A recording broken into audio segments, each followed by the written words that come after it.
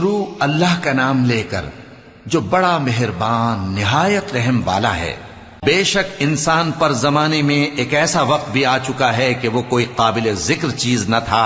ہم نے انسان کو ملے جلے نطفے سے پیدا کیا تاکہ اسے آزمائیں، تو ہم نے اس کو سنتا دیکھتا بنایا، یقیناً ہم ہی نے اسے رستہ بھی دکھا دیا۔ اب خواہ شکر گزار ہو خواہ ناشکرا۔ بے شک ہم نے کافروں کے لیے زنجیریں اور طوق اور دہکتی آگ تیار کر رکھی ہے۔ جو نیکوکار ہیں وہ ایسی شراب پیئیں گے جس میں کافور کی آمیزش ہوگی۔ یہ ایک چشمہ ہے جس میں سے اللہ کے بندے پیئیں گے اور اس میں سے چھوٹی چھوٹی نہریں نکال لیں گے۔